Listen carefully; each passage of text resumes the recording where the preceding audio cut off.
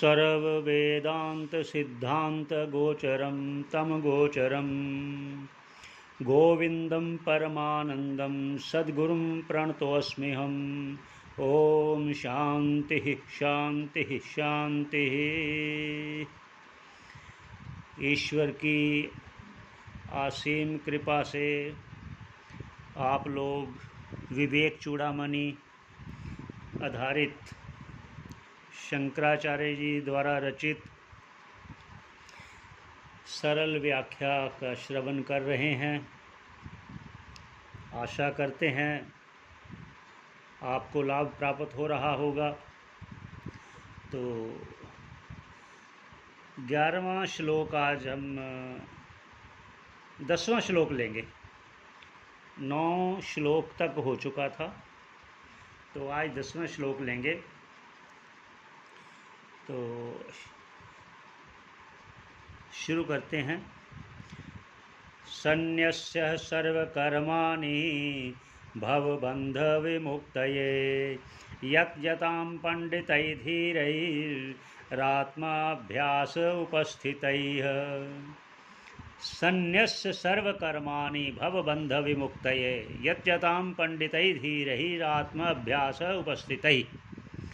कह रहे हैं सन्न्यस्य त्याग कर दो, सर्वकर्माणि सभी कर्मों का। किस लिए त्याग करो? भावबंध विमुक्तये, भाव बंधन से अगर मुक्त होना चाहते हो तो सभी कर्मों का त्याग कर दो। तो यहाँ शंका होती है कि सभी कर्मों का अगर त्याग कर दिया तो फिर क्या करें? तो कहते हैं उसका उपाय पहले बता दिया था उन्होंने। योगारूढ़ त्वम आसाद्य, योगारूढ़ का उन्होंने पे कहा था कि आत्मा और परमात्मा का चिंतन एक, और कहीं कहीं पर आचार्यों ने इसका और भी अर्थ किया है। वो कह रहे हैं कि योग चित्तवृत्ति निरोधः, योग द्वारा अपने चित्त को निरोध करें, विषयों में ना जाने दें, ईश्वर में अपने चित्त को लगाएं। निरोध होने के उपरांत, चित्त की शुद्धि होने के उपरांत आपको वह स्थिति प्राप्त होगी। इसके अलावा और भी आचार्यों ने किया है, उसका उदाहरण देते हैं। जब सभी कर्मों का त्याग कर दिया, संसार से, बंधनों से, जन्म मरण से मुक्त होने के लिए कर्मों का त्याग क्या उचित है? ऐसी शंका करने वाले भी हैं। उनके लिए बोला था ये कि अपने चित्त को लगाएं। कहते चित्त को क्यों लगाएं? चित्त को ईश्वर में लगाएं, आत्मा में लगाएं, उसके भजन में लगाएं, उसी को बोला योगारूढ़। उसके बाद कह दिया कर्मों का त्याग करें। तो क्या ये कर्म नहीं? तो वो उसके लिए क्या कहते हैं, आगे एक उदाहरण और देते हैं। विद्यारण्य जी अपने पंचदशी में लिखते हैं, चित्तमेव ही संसारः तत्प्रयत्नेन शोधेत। चित्त ही ये संसार रूप से आपको दिख रहा है, चित्त ही आपको ये सारा प्रदर्शित कर रहा है, इसलिए उसका शोधन करना आवश्यक है। और चित्त का क्यों? चित्त अर्थात अंतःकरण, क्योंकि अंतःकरण में मल विक्षेप आवरण को हटाने के लिए कर्म करना है। वो आप कर्म द्वारा कर सकते हैं या ईश्वर में लगाने पर, उसका चिंतन करने पर, आत्मचिंतन करने पर भी चित्त शोधित होता है। इसके लिए भी और कहते हैं। भारती तीरथ जी महाराज लिखते हैं, मनो ही द्विविधम प्रोक्तम शुद्धम च अशुद्धमेव च। ये उन्होंने उदाहरण दिया है श्रुति का। मनो ही द्विविधम, मन 2 प्रकार का है, कहा गया है, प्रोक्तम कहा गया है, शुद्धम च अशुद्धम एव च। एक शुद्ध मन है, एक अशुद्ध मन है। अशुद्धम काम संपर्कात, काम के साथ जुड़ा होने से वो अशुद्ध है। और क्या कहते हैं? अशुद्धम काम संपर्कात शुद्धम काम विवर्जितम। वो शुद्ध मन है, शुद्ध अंतःकरण है जो काम से रहित है। ये उदाहरण देने का अर्थ है कि आपको उसका भी थोड़ा सा ये निश्चित हो जाए कि जो हम कह रहे हैं वो अपने मन से नहीं कह रहे, शास्त्रों द्वारा जो कथन है, जो श्रवण किया हुआ है हमने गुरुजनों से, उसी के अनुरूप ही कहने की कोशिश हो रही है। और क्या कह रहे हैं? संन्यस्य सर्व कर्माणि भव बंध विमुक्तये, संसार बंधन से छूटने के लिए सर्व कर्मों का त्याग कर दो, क्योंकि कर्म बंधन का कारण है। आगे क्या कहते हैं? यत यताम, के निरंतर, पंडित ही, पंडित कही का मतलब जो आत्म अनात्म विवेकशील है, विद्वान है, उसी को, धीर ही, वही कर सकता है निरंतर चिंतन आत्मा का, परमात्मा का। पंडित ही, जो विवेकशील है, धीर ही, जो बुद्धिमान है। बुद्धिमान का अर्थ है कि जैसे जो बुद्धि को नियंत्रण किया हुआ है, वश में किया हुआ है, पर आत्मा में लगाते हुए। तो आगे क्या कहते हैं? रात्म अभ्यास उपस्थित, आत्मा का अभ्यास करते हुए, आत्मा का अभ्यास अर्थात अपने स्वरूप का चिंतन करते हुए।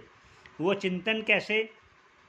जो उपनिषदों में गुरुजनों से श्रीमुख से सुना हुआ, उसका स्वरूप सत्य है, चित है, आनंद स्वरूप है, व्यापक है, नित्य है, अजन्मा है, आदि आदि जो भी श्रवण किया है उसका चिंतन करते हुए उपस्थित है, आत्मा में वृत्ति को लगाए रखे, यही उसके लिए काम है। अगर जिसने अपने सर्व कर्मों का त्याग करना है, उसके लिए परम आवश्यक है कि वो अभ्यास में रत रहे, जो अनात्म शास्त्र हैं उनका चिंतन ना करे, आत्मा के लिए, परमात्मा के लिए चिंतन करते हुए अपने समय को लगाए, ये उनका तात्पर्य है। और आगे क्या कहते हैं? अब उन्होंने शंका की, भाई वो तो अगर हमने कर्म त्याग दिया तो फिर कर्म जो है वो तो बेकार हो गए ना जो करते हैं। कहते नहीं, जो कर्म कहे गए हैं वो चित्त की शुद्धि के लिए ही कहे गए हैं। जो कर्म निष्काम कर्म करेगा उसका अंतःकरण शुद्ध होगा, चित्त अर्थात अंतःकरण। आगे का श्लोक है 11 नंबर, वो सुन कहें, चित्तस्य शुद्धै कर्म न तो वस्तु उपलब्धये, वस्तु सिद्धि ही विचारेण ना किंचित कर्म कोटि भी। इसका अर्थ करते हैं, चित्त से शुद्ध ही, चित्त का शुद्ध क्या करना है? वही जो चित्त में, अंतःकरण में मल विक्षेप आवरण भरा हुआ है, जो जन्मों जन्मों के कर्मों के अनुरूप हमारा स्वभाव बन चुका है, उसको शोधन करने के लिए कर्म करता है। कर्म ना तो वस्तु उपलब्ध, ये कर्म वस्तु की उपलब्धि के लिए नहीं है, अंतःकरण शुद्धि के लिए है। अब वस्तु उपलब्धि क्या है? वस्तु के लिए शास्त्रकार कहते हैं, वस्तु तावत परम ब्रह्म, वस्तु अर्थात परमात्मा ब्रह्म, उपलब्ध ये, उसको प्राप्त करने के लिए क्या करें? आगे क्या कहते हैं? वस्तु सिद्धि विचारेण, वस्तु सिद्धि, वस्तु सिद्धि का अर्थ परमात्मा की प्राप्ति, उस परम पिता परमात्मा के साथ ऐक्य हो जाए जीव का, उपाधि रहित होकर, वो विचार से होगा। विचार कौन से? जो शास्त्रों में, उपनिषदों में उसका स्वरूप कहा गया है, उसका चिंतन करते करते विचार के द्वारा, ना किंचित कर्म कोटि भी, कोई भी कर्म उस परम पिता परमात्मा से ऐक्य कराने में सक्षम नहीं है, चित्त की शुद्धि में सक्षम है।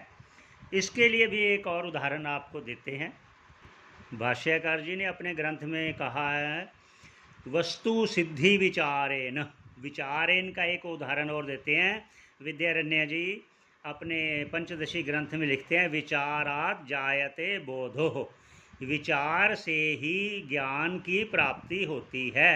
विचारात जायते बोधो अनिच्छायम ना निवर्तियेत, फिर जब ज्ञान हो जाएगा, ऐक्य हो जाएगा, उसकी जो वृत्ति है अंतःकरण मुख होकर, उस चैतन्य से जब ऐक्य हो जाएगा, वो वृत्ति व्याप्ति है, फल व्याप्ति नहीं है। वहाँ वृत्ति व्याप्ति होते ही फिर उसके बाद वो इच्छा करे या ना करे कि मुझसे मुझे मोक्ष मिले या ना मिले, वो इच्छा ना करते हुए भी उसको वो मोक्ष मिलेगा। वृत्ति व्याप्ति ही पर्याप्त है, फल व्याप्ति नहीं होती। स्व उत्पत्ति मात्रात, स्वयं लिखते हैं विद्यारण्य जी पंचदशी में, स्व उत्पत्ति मात्रात, उस बोध की उत्पत्ति मात्र से ही, और कुछ नहीं होगा। यत सद्य तत्क्षण स्व उत्पत्ति मात्रात संसारे दहती अखिल सत्यताम, जो संसार में सत्यता भास रही है वो सब आपको मिथ्या भासने लगेगा जब आपके अंतःकरण में वह वृत्ति होगी। एक और उदाहरण आपको देते हैं। वो कहते हैं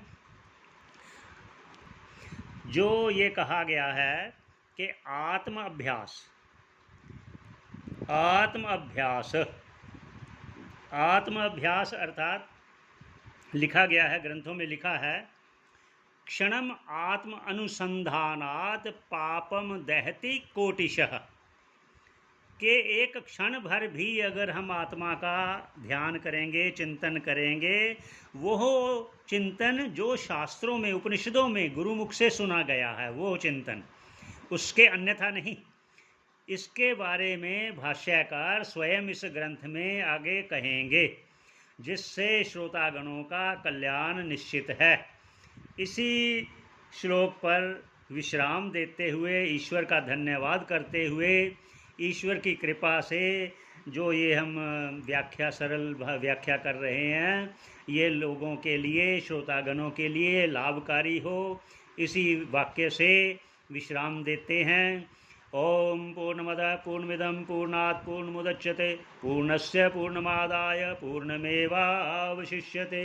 ओम शांति शांति शांति।